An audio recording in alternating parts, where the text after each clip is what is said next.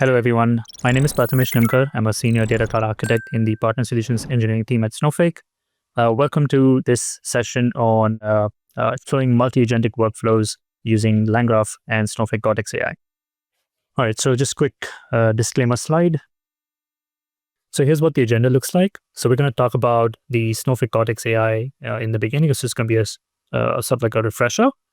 Then we'll jump right into the demo. So not too many slides today. We'll talk about, or rather we'll introduce the problem statement. We'll talk about a couple of critical questions that we have. And then we'll go into the solution architecture. And I'll jump back and forth into Snowflake and the code while showcasing this. And then we'll end with a couple of next steps that I think might be important from going to productionizing this particular solution. All right, so Snowflake Cortex AI is easy, connected, and trusted. So at the very foundation, we have a bunch of LLM models from various providers. So OpenAI, Anthropic, Meta, Mistral, DeepSeek, and our very own Snowflake Architect models. And these are pretty great when you want to do things like processing text to scale, or maybe you want to do semantic analysis, and so on, right? So these are pretty great from that perspective. But enterprises these days don't want to just have like a chat model. What they want is the ability for their employees or users to be able to talk to their data. And for that, we've got state-of-the-art retrieval functions. So this is for unstructured data retrieval, which is the Cortex Search services. And think of the ability to sort of build RAG-like applications, and that's where this would help. Another one is the Cortex Analyst service, which helps with structured data retrieval. So think of text-to-SQL features. In addition, we also have the multimodal AI-powered SQL functions. So these are Cortex AI SQL functions, and think of translate, where you can translate from one language to another, or transcribe, where you want to do from audio into text, and so on. I think there's a bunch of about 10 or 15 functions underneath that umbrella. And because we trust sort of the reliability of these features, we went ahead and built our own functionality on top of that. So we have Document AI, which is essentially for document parsing. And then we also have Snowflake Copilot, which essentially is a coding assistant for SQL as well as Python. And very recently, we announced Cortex Agents and the Agents API as well. And this sort of provides you with that single agent, multiple tools, orchestration plus research sort of a functionality. And on top of that, we have Snowflake Intelligence, which is sort of like a UI wrapper on top of Cortex Agents. And what this provides in addition is also the charting capabilities, as well as citations and some other fun features. So together, all of this comes underneath Snowflake Cortex AI. And in addition, because it's part of the Snowflake secure boundary, so none of your data leaves outside of Snowflake. And essentially, all of these models are hosted within Snowflake itself. So there's no third-party API connections that are required. And that's why you get out-of-the-box RBAC, guardrails, evaluations, and monitoring, and of course, the gateway as well.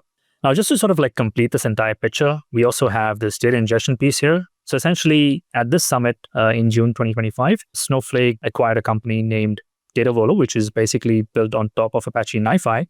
And we've sort of gone ahead and embedded that and renamed that into Snowflake OpenFlow. And that's basically our data ingestion service, essentially to bring in multimodal, that's structured, semi-structured, unstructured data into, well, rather from any source to any target, but specifically into Snowflake at any velocity, any size, any scale, and at whether that's real time or near real time batching and so on and so forth, right? So it's a pretty powerful feature and sort of helps us complete that end-to-end AI application stack. Going ahead into the demo, but I first want to sort of introduce, what the demo is all about. So think of us as a hypothetical SaaS-based company, and we've got our own integration services. So we've got customers, I think about 10,000 customers, and they range from small, medium to large enterprises. And they have, subscribed to our various tiers or our various plans. So we've got a starter package, we've got a premium, a professional, and as well as an enterprise package, right? So different subscription models. And, everything was going good and green. And until the last couple of months, where we've sort of hit a roadblock where our churn or customer churn has gone up from like a healthy 3% to 8% between July and October. So obviously this is a very major red flag and it's super concerning for leadership. And we're trying to sort of find out what's gone wrong and how do we fix it? How do we ensure that our customers are not going away?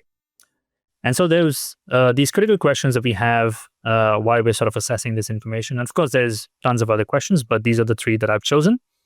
So you want to assess the churn risk for customers, specifically for one of the most common issues. And since we're an integration service, so API issues being the most common ones. What's the average duration from a session perspective? What's the engagement score? What's the feedback, and so on and so forth? And how does that compare when you're working with, say, small customers or by customer type or customer plan, so professional versus enterprise customers? And then finally, what are the industries that have the highest CLV or the customer lifetime value?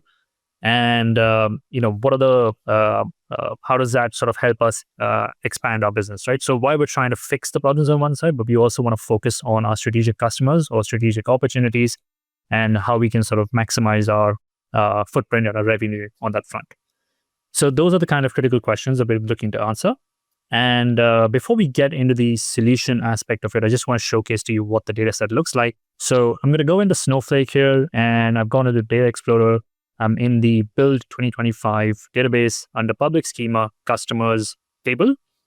So here you can see, as part of data preview, there's about 10K customers, customer ID, sign-up date, as in when they signed up with us, the plan type, the company size, the industry, whether it's active or it's churned, and the monthly revenue. Another table is the usage events. And within this, we have essentially the kind of usage that this customer is doing. So essentially, from a report generation perspective, on this date for this customer, how much time are they using it, what the actions are, or the number of actions that they've had. Another one is to understand the support tickets raised as part of this relationship with this customer. So for instance, this customer has raised support tickets related to performance, of medium priority, whether they're resolved or not, how much time it took to resolve it, the satisfaction score, and of course, what the ticket was all about. Right, so pretty standard stuff when you're dealing with customer churn. And then finally, the churn events itself. So which customers have churned, why they churned, and the number of days that they were there with us, and which plan they were subscribed to, as well as the monthly revenue that they generated for us. So this is the final one before loss of business. So those are the four tables that we have. And now that we have an understanding of the problem statement, what we're dealing with in terms of the customers, let's go back and try to understand what our solution architecture looks like. So what I'm going to do is I'm going to explain the solution from right to left, and then I'm going to showcase the flow from left to right. Right. So we've got three agents here: the content agent, data analyst agent, and research agent. And each of those have two tools. So in the content agent's perspective, we've got a Cortex Search tool, and then we've got a custom UDF. And similarly for these two, we have Cortex Analyst and a custom UDF. So let's go ahead and check out what the agents look like. So I said the content agent. And what this does is it specializes in analyzing customer feedback, support interactions, and satisfaction trends. And we've got a bunch of other key information written over here, which I'm sort of going to skim over or gloss over because it won't make much sense to sort of discuss that in detail at this point. But as I was saying, we've got two tools. So one of the tools is a support ticket search. Another one is AI Analyze Customer Content V2. So this is a Cortex Search service, and this one is a custom UDF. Let's check out the Cortex Search service first. So it's the support ticket search, as you can see. And what this does is basically it makes this particular column searchable, right? And basically this is a RAG application. So it makes this column searchable. And then these are the other attributes. And I could also show you the generated embeddings, right, for this particular data set. All right, so that's basically what the search service is all about. And then going into the UDF. So let me just quickly open my editor. And this is basically the UDF. So AI Analyze Customer Content V2. And what this does is basically it has information about the the satisfaction score, the ticket info. So basically the support ticket information. It has information about the satisfaction score, the priorities, the ticket categories, and such. And then it's going to take all of that and then use AI SQL on top of that to understand whether the sentiment for the tickets is positive, neutral, or negative, whether it's of urgency, low, medium, high, what the key issue is, and what the actions are recommended. And then finally, dump all of that information into a JSON and return it back to the user. So that's basically what this UDF does. And what I'll do is I'll explain very quickly what the other agents are all about. So the first agent was essentially about customer feedback, support interactions, and satisfaction trends. The second agent, which is the data analyst agent, is all about the customer behavior and what we can get in terms of the engagement, the usage patterns, the churn prediction, and retention strategies. So talking about the two tools, we have an Cortex Analyst tool here, and as well as a UDF. So let me go into the Cortex Analyst tool, so Customer Behavior Analyst. And what this does, and the beauty of Snowflake is that it allows you to create these semantic models or semantic views automatically. And we also have a way to bring suggestions to you and automatically help you improve your semantic model. And if you have a great semantic model, the results from text to SQL are absolutely astounding. So this is sort of like a built-in feature where it brings you the dimensions, the facts across all of the tables that you select. And what I've done additional is sort of add these quick metrics just from a calculations perspective. And maybe I'll ask questions based on that. So it sort of helps. I've also defined relationships. So customer ID being the common column across all tables makes it super easy. And of course, I have a bunch of verified queries. So think of this as few shot prompting when you've done RAG, basically, right? So it sort of helps with adding that guidance towards to the LLM. All right, so we have this information as part of the Cortex Analyst. And what I'm going to do is check out the other UDF. And let me just go ahead and bring up the editor.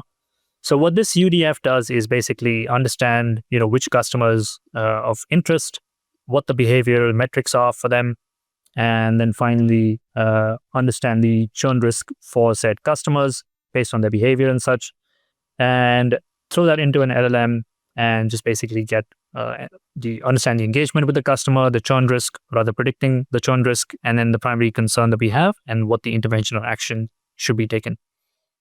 And then finally dump all of that in a JSON and provide the output. All right, so that was the second agent. And I guess we have one more agent, which is the research agent. I'm going to talk about one additional thing as part of this agent, which is sort of a common thing or common theme across all three agents.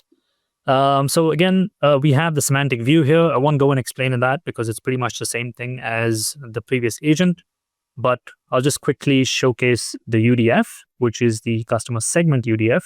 Again, understanding of customers and the usage, essentially how much time it's being used, the actions that were taken, and then basically, what kind of tickets were created, whether they're high priority or not.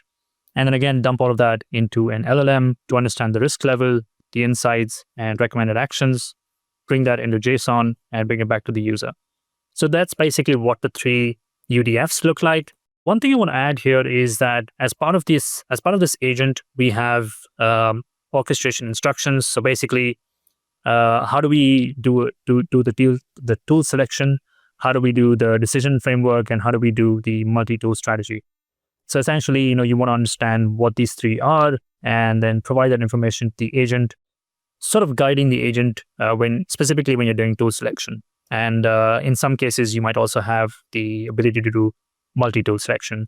And of course, this happens in a sequential fashion. So definitely useful stuff when you're doing that large-scale aggregated analysis. Another thing is the instructions to the LLM or the agent in terms of the response. So we want an executive summary, we want the key insights, business implications, and the recommended actions. So we want the response to be aggregated, consolidated, and sort of formatted in such a way.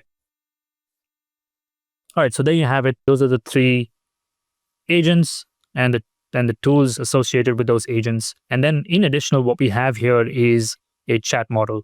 And this chat model is nothing but Chat Snowflake, which sits on top of Cortex Complete, which is powered by Claude 400. And of course, you can use any LLM in order to power that. But this is my chosen LLM. And what this does is behaves as a supervisor agent, which orchestrates these three agents, which then in turn are orchestrating these tools. And this sort of functionality, this multi-agentic functionality is powered by LangChain and Snowflake, the framework that we've sort of created and integrated into LangChain repository. So just want to quickly show you what that repository looks like. So you can just search for LangChain and Snowflake and you should be able to, open up this GitHub repository. It has a bunch of cool features. So from chat models to Cortex Search, Analyst, and a complete toolkit. Async await for high performance applications, built-in LangChain as well as LangGraph patterns. It has built-in Langsmith tracing, error handling, and then multiple authentication methods. And this is a pip install to LangChain Snowflake, so definitely give that a try. Check out the documentation. We also have a quick start available for you guys. And lastly, also to contribute to this repository, we want to make it as successful as possible. And we super appreciate it if you contribute towards it. All right, getting back into this slide deck. So this is basically what the demo is going to look like.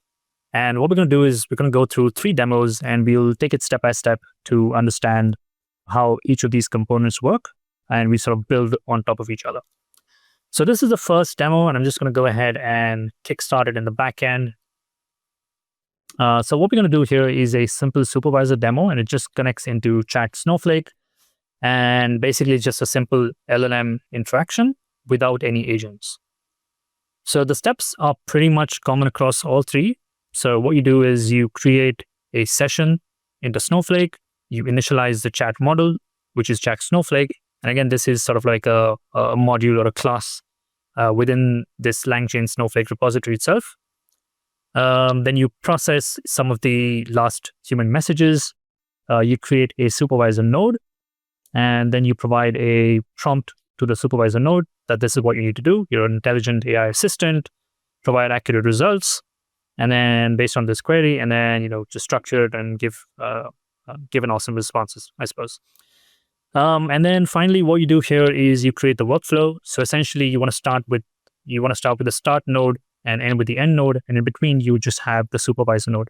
And you'll see what that looks like once we have the LangGraph Studio opened up. And then basically you just compile that workflow, and then finally we can go ahead and ask this question to the LLM. All right, so as I was saying, this is the sort of architecture of that simple supervisor model without any agents. I'm going to ask what's the key benefits of using Snowflake for data analytics. And what it does is going to go ahead and connect into Snowflake, connect into the chat model, ask this question, and then bring us a response. Right. So this response is basically, anything about Snowflake for data analytics. And I'm just going to go ahead and, sort of skip this and sort of move ahead into the next demo. In the next demo, what we'll do is we'll essentially, add one single agent into the mix. And we're going to do that by adding the content agent into the mix. Again, pretty much the same steps here. We're going to initialize the connection to Snowflake, initialize the supervisor model, and initialize the content agent. So this is again through a class called a Snowflake Cortex agent built within this repository.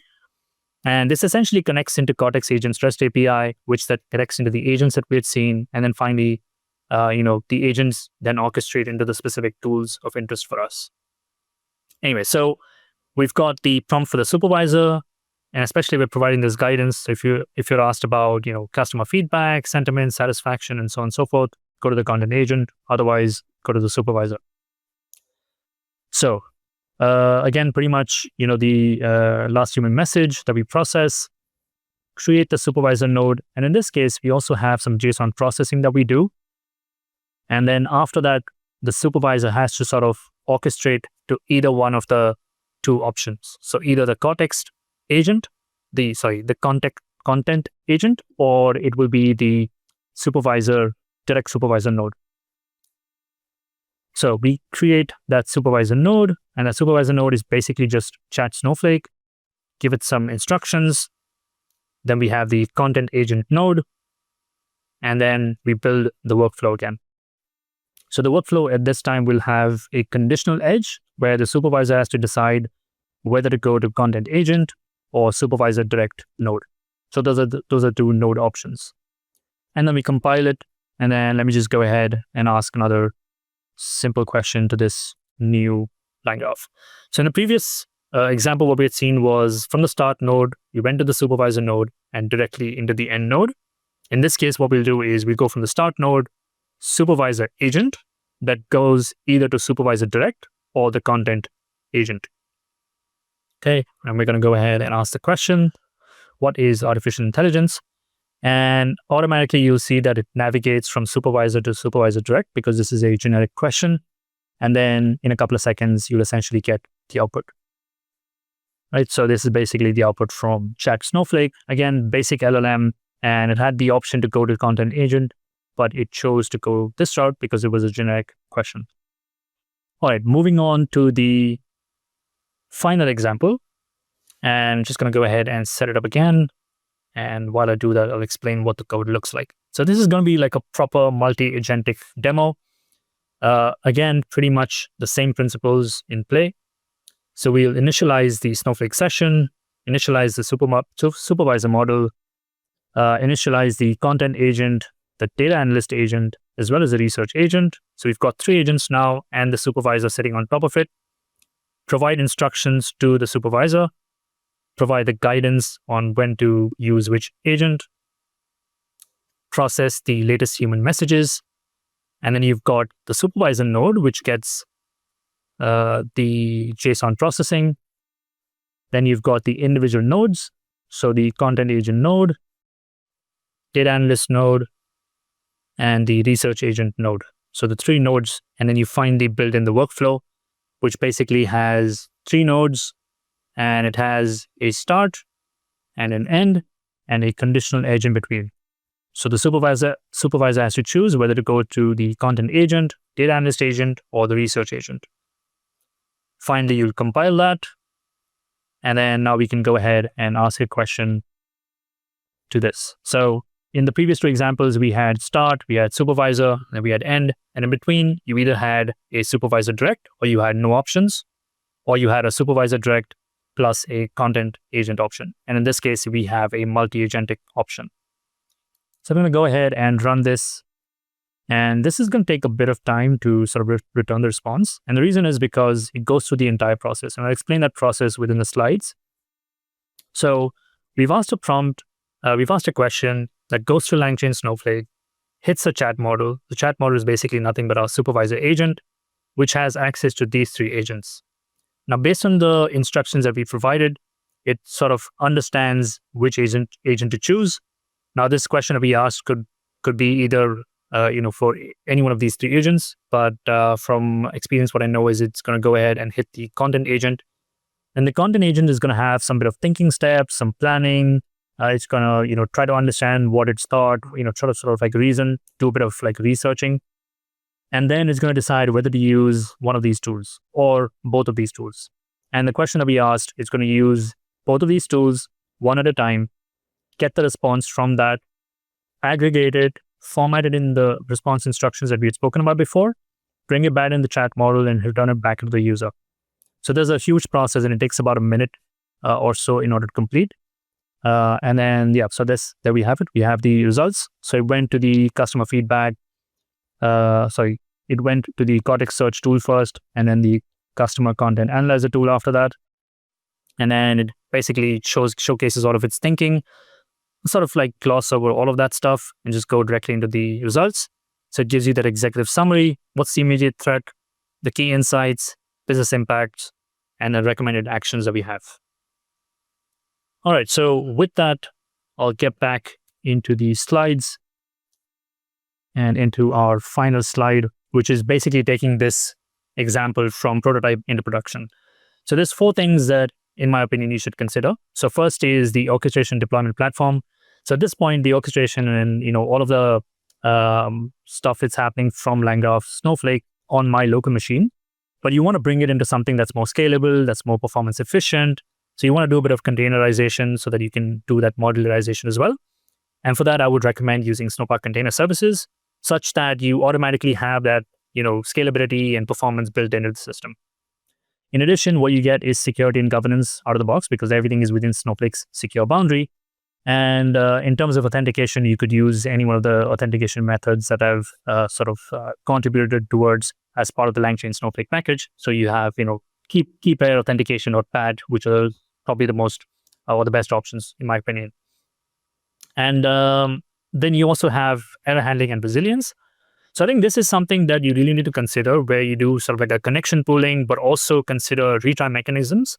So, and that shouldn't just be from a connection perspective, but you also want to try it like from an agent perspective. Like you want to get the agent to retry when it fails, or you want the agent to think a bit more when it sort of is giving you incorrect results.